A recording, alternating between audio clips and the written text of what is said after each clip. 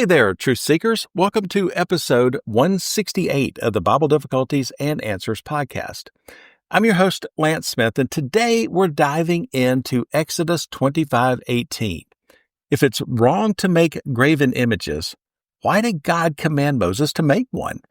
Picture this. You've just escaped slavery in Egypt. God's thundering down the Ten Commandments from a smoky mountain, and boom, the second commandment hits. No graven images, no idols. Keep your worship pure.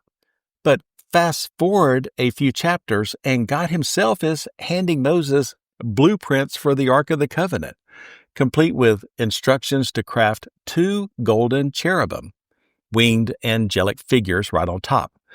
What gives? Is the Bible flipping the script on its own rules? Does this mean God's okay with art one day and against it the next? Or is there a deeper wisdom here that's been overlooked? Stick around because we're unpacking this apparent contradiction, and by the end, you'll see it's not a plot hole, it's a profound lesson in intent, symbolism, and staying true to the one true God. Let's start with a verse that's sparking all the debate. From the New Living Translation, Exodus 25:18 reads, "Make 2 cherubim from hammered gold and place them on the 2 ends of the atonement cover." Now, straight from the Big Book of Bible Difficulties by Norman Geisler and Thomas Howell, here's the core issue. God forbids carved images in Exodus 20, verse 4. "You shall not make for yourself any carved image or any likeness of anything that is in heaven above or that is in the earth beneath." So why does he then command Moses to hammer out golden cherubim for the ark? It seems like a heavenly no-no, right? But the book clarifies that the prohibition is all about idolatry, images made for worship, not decoration or symbolism. The cherubim weren't for bowing down to. They were tucked away in the Holy of Holies, where only the high priest entered once a year on the Day of Atonement, Leviticus 16. Plus, it's not a blanket art ban. It's against idols that replace God. These cherubim were angels, not God himself, and weren't meant for veneration. The Bible even uses metaphors for God like shepherd or father, but always qualified. Think Heavenly Father or Good Shepherd, John 10:11. Bottom line, idolatry, whether mental or metal, is the real target, and God's own designs don't cross that line. All right, folks, that's a solid starting point from the Big Book of Bible Difficulties, and it's begging for a deeper dive. You know me, I love turning these Bible brain teasers into something relatable, like untangling a family recipe that's been misread for generations. Imagine your grandma's rule: no sweets before dinner, but then she bakes cookies for the family gathering. It's not a contradiction. It's about timing, purpose, and who's in charge. God's second commandment is that kind of rule, shielding against the sweet poison of idolatry while allowing symbolic cookies in his sacred space. So let's grab our biblical archaeology shovels and dig into context, Jewish insights, historical finds, and prophetic zingers, pulling from a treasure trove of sources to see how all this clicks without a glitch. First, let's zero in on Exodus 20, verses 4 and 5.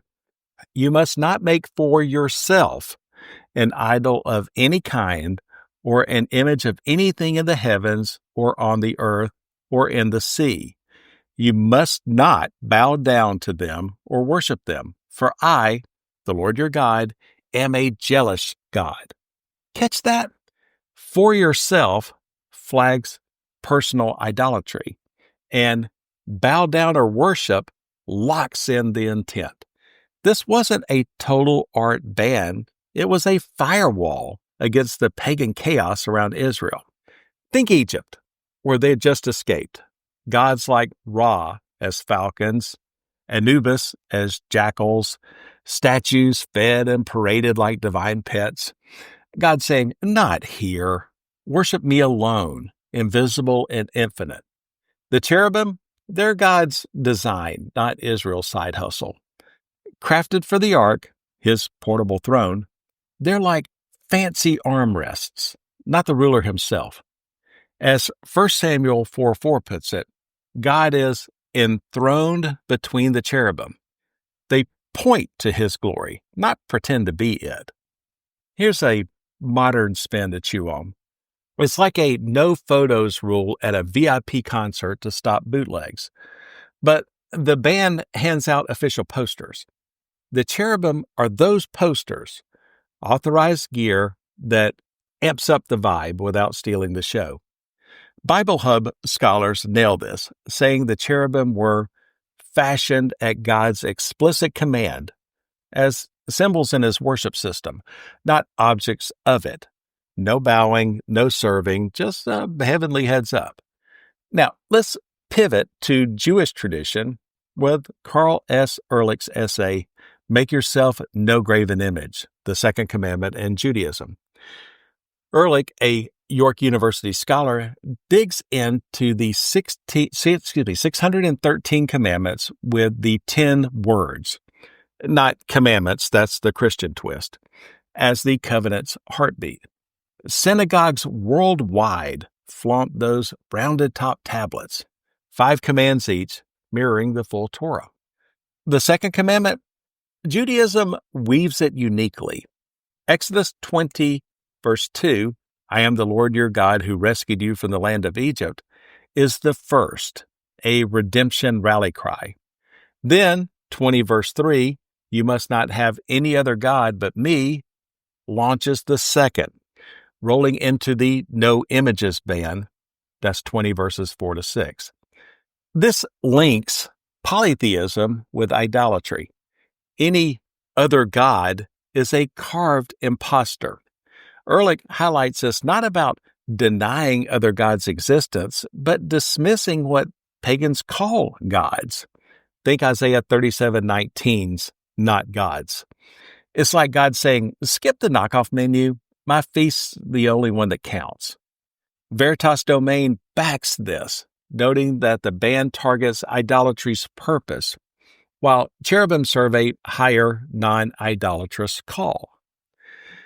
Now let's get hands-on with biblical proof that art's fine when God says so. Moses, still fuming from the golden calf fiasco, that's Exodus 32, and that's pure idolatry, crafts a bronze serpent for healing bites. This is Numbers 21, 8-9. It works until folks idolize it later, prompting Hezekiah to smash it. We read that in 2 Kings 18:4. Symbols? Great. Idolatry? Nope. The tabernacle's Bezalel gets a divine spirit of skill for the ark. We read that in Exodus 31:3. And Solomon's temple dazzles with pomegranates, oxen, lions, cherubim, and palms. That's 1 Kings 6-7. No flack for the decor, just for foreign shrines, as we read in 1 Kings 11. Dave Armstrong on Pantheos sharpens the golden calf versus cherubim showdown. The calf was a molten god the people worshipped, sparking God's wrath. Cherubim, never gods. God appears between them in a cloud. Armstrong quips, God said that he appeared between their wings in a cloud, not as figures. Intense the game changer. Archaeology adds flair. Ehrlich flags digs with animal seals, Jerusalem figurines, Samaria's ivory stash, Kuntalet Ajarud's possible Yahweh sketch, and Arad's pillar temple. Vibrant art till Hezekiah and Josiah's reforms, that's late 8th to 7th century BC, crushed idols amid prophetic roars. Greenberg notes, temple kept cherubs, and critter decor as God's court reps. Now, let's zoom into those cherubim with a bit of fun. Forget chubby cherubs. They're Eden's sword-swinging guards. That's Genesis 3:24. On the ark, their wings meet over the mercy seat for atonement, Exodus 25:20, with duplicates on curtains and temple giants, which we read in Kings 6:23-28. The Torah.com suggests they're from Akkadian Cherubim. These are blessing beings, maybe bull-like with wings as a protective canopy. Think Egyptian throne vibes. Talmudic takes, Rashi sees child faces, or Bahaya, a male-female pair, but all agree they're not idols, just divine signposts. Cambridge calls them meta-signs of transcendence, their gazes shifting with Israel's obedience, facing in harmony, turning in discord, hidden in the smoky holy of holies. That vacancy between the cherubim is the correct representation of transcendence, they say, keeping God's mystery front and center. Catholic Stand chimes in. The ban's on worship, not art. Jesus as image of the invisible God, which we see in Colossians 1:15, later allows depictions, but cherubim were always reminders, not rivals. Trivial devotion cracks me up. Those Renaissance chubby-winged boys come from Rashi's mix-up. They're hybrid guards, like Near Eastern Ayamasu, maybe 904 pounds of gold hollowed out. Vague details spark creativity, but they're throne bearers, showing God's on the move. Okay, let's talk about a wild chapter in Jewish history, post-exile, when Greek culture crashed the party with what I'll call Hellenistic drama. Should they blend in with the fancy Greek art or dig in their heels against God's no-idol stance? Well, enter the Maccabees.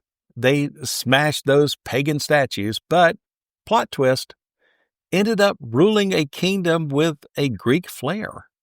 Karl Ehrlich, nodding to Joseph Gutmann, frames it as a showdown. Jewish beauty of holiness versus Greek holiness of beauty.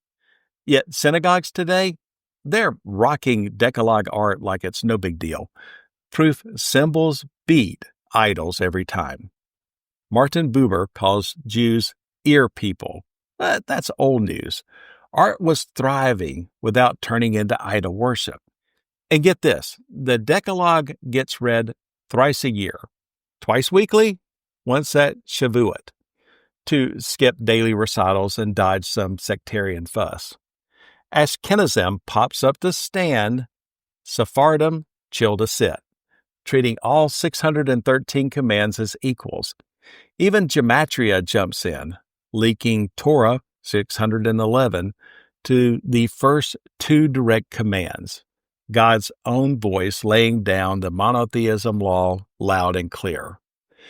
So, back to our question. Why cherubim if images are banned? It's simple. God's rule targets self-made idols, not his handcrafted symbols. The golden calf flopped. The cherubim soar as holy pointers. Skeptics see a clash, but intent's king. Idols derail, symbols direct. It's like traffic laws letting ambulances speed. God's the authority, and his designs glorify him, not replace him. So we've gold hammered this. No hypocrisy, just holy smarts. So let's keep questioning. That's it for episode 168, folks. Join me next Friday when we tackle Exodus 31:18. Does God have fingers? Hit up our Facebook page. Shoot us an email at BibleDifficultiesAndAnswers@gmail.com or drop a review on Apple Podcasts, Spotify, YouTube, or Podbean. All our episodes are waiting at BibleDifficultiesAndAnswers.podbean.com. So keep digging, keep questioning, and keep seeking the truth. I'm Lance Smith, wishing you good luck, good health, and God bless. So long, everybody.